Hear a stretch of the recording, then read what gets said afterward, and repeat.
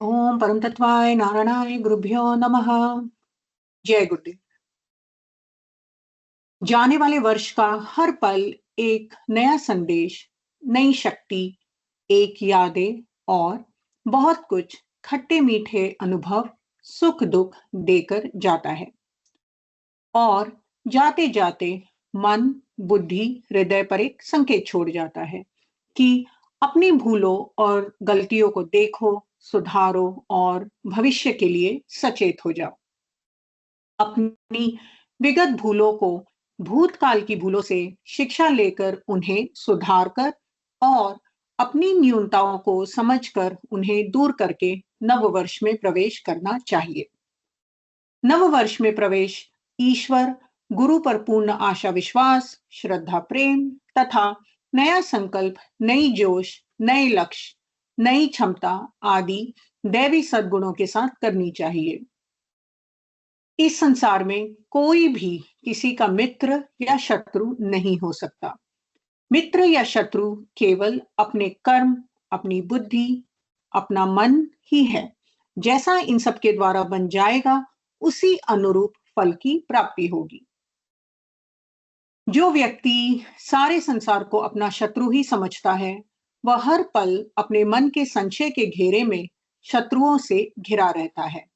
वह भयाक्रांत होकर धीरे धीरे बीमार, रोगग्रस्त होकर निराशावादी हो जाता है। ऐसा आदमी ना अपने मन पर विश्वास रख पाता है और ना ईश्वर पर ही। वह धीरे धीरे असफलता के दलदल में फंसकर रह जाता है। अतः नव वर्ष में नई चेतना के साथ ही प्रवेश लेना चाहिए। प्रत्येक दिन भगवान सूर्य प्रातः काल नया दिन लेकर अपनी ऊर्जा, तेजस्विता, वैभव, पराक्रम आदि के साथ प्रकट होते हैं। व्यक्ति का अगर हर दिन आनंदमय है, तो वर्ष ही क्या, पूरा जीवन ही आनंदमय हो जाएगा।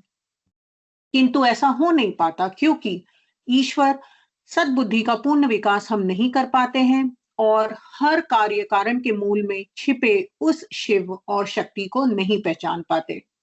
ब्रह्मांड का हर कण शिव है, हर वस्तु शिव है, शिव ही सत्य है, शिव ही सुंदर है। इसीलिए सत्यम शिवम सुंदरम कहा गया है।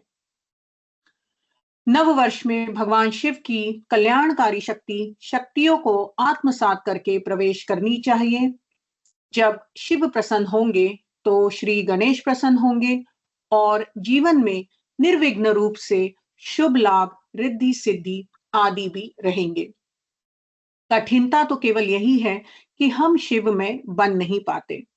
हर व्यक्ति शिव है, हर कण शिव है, किंतु व्यक्ति अपने अंदर छिपे उस शिवत्व को जागृत, चैतन्य और विस्तारित नहीं करना चाहता। वह केवल भौतिक सुखों के पीछे पड़ा रहता है और शिव भौतिक सुखों से सर्वथा दूर रहते हैं।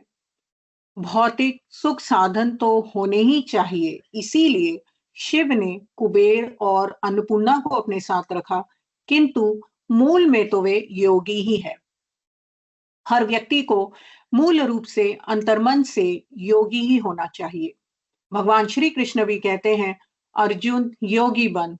योगी का तात्पर्य घर छोड़कर भागना नहीं है, बल्कि ईश्वरीय चेतना से युक्त होकर सारे कार्य करने का प्रयास करना है। नए वर्ष में इसी ईश्वरीय चेतना से युक्त होकर प्रवेश करनी चाहिए।